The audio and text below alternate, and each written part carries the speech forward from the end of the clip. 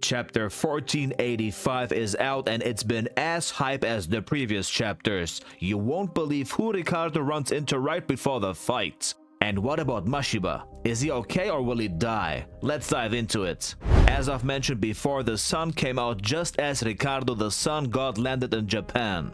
But Ricardo is too humble to accept this. He says he's not capable of controlling the weather. What he's capable of though is what happens in the ring. That's a cold statement, bro. Ricardo can't stop aura farming, man. And look at who welcomes Ricardo and his gang. It's Imura, and she's rapping some Spanish too. Bill introduces her to Ricardo. He says, "Who?" Then Imura notices Narco and Ricardo's team. He's the one Sendo beat before. In total, there are 20 guys in Ricardo's camp. Bros moving with motion. All of them are wearing suits. They look like a group of CEOs. Bill asks Imura for good roadwork paths. They want to drop off their luggage and get to the gym ASAP. Look at Ricardo passing her without even batting an eye. Bro is mugging his own tour guide. Bill says Ricardo is always like this. He's almost too serious. The complete opposite of the gang member Rosario. Imura says the wall Sendo's climbing is almost as high as the heavens. And of course, Miyata, who is already on his way to Osaka, a man on a mission. This is storytelling, man. All the different parts are moving at the same time. And again, the phone at Ippo's residence rings. Good evening. Who is it this time? Finally, it's Kumi. She says that Mashiba has opened his eyes a few times and responded. But how's the situation? He's avoided death. You can see the tension leaving Ippo's body once he hears it. It's a massive burden off his chest. He wants to come visit immediately. But Mashiba is still in the ICU. Family only. Kumi says she'll call him whenever he's better, but she doesn't know when that will be. Man, it sounds like he's properly messed up. It really does sound worse than Sawamura's accident. Kumi asks him whether there's a day when he's not available. And now look at this. The first thing he says is this. He'll be gone for 2 days. He'll be in Osaka for Sendo's world title match. And as he says it, he realizes what it means. Kumi wanted confirmation and she got it. She says, "I understand." And before Ippo can say anything, she hangs up the phone on him. Look at this panel. Pure sorrow, pure isolation. Kumi sitting alone in the waiting area surrounded by the empty benches and their shadows. She's completely broken. She knows that Ippo can't be separated from boxing, and Ippo knows it too. Then he suddenly moves his head and hits the wall. He rubbed the boxing right into her face, right when she was about to lose her only family member. And he feels bad for saying it. It wasn't on purpose, of course, but it's what he truly feels and thinks about all day. It's proof that the relationship either has to change dramatically or it won't work at all. And by relationship, I mean Kumi.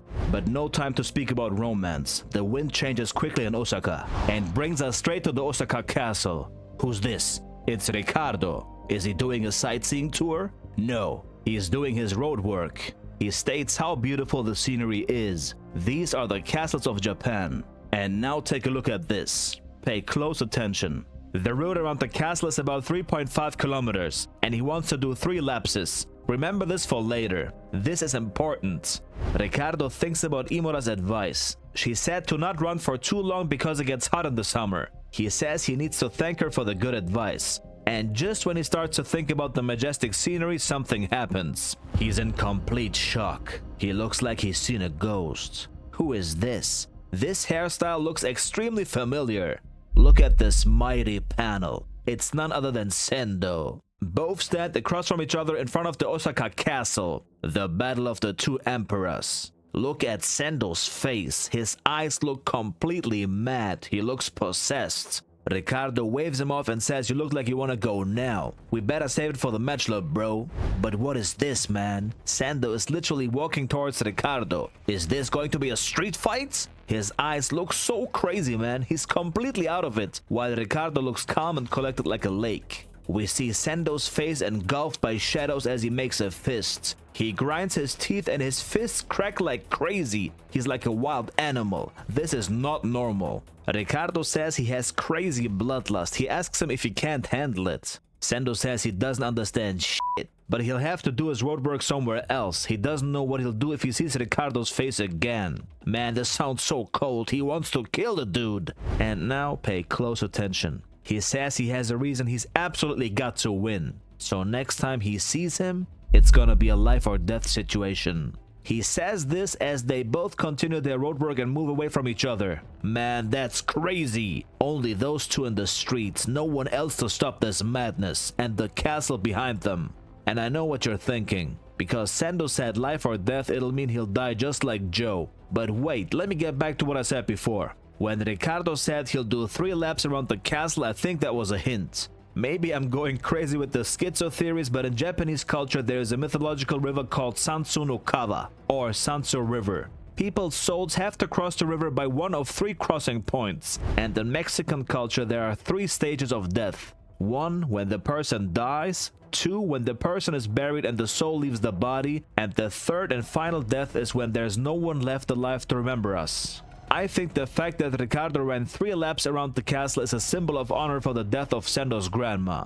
His super aggressive energy during their encounter could also be due to the news he got at the hospital. I think she has passed away, and that's why he said it's going to be a life or death fight. If she really passed away, he won't die. That's my verdict for now.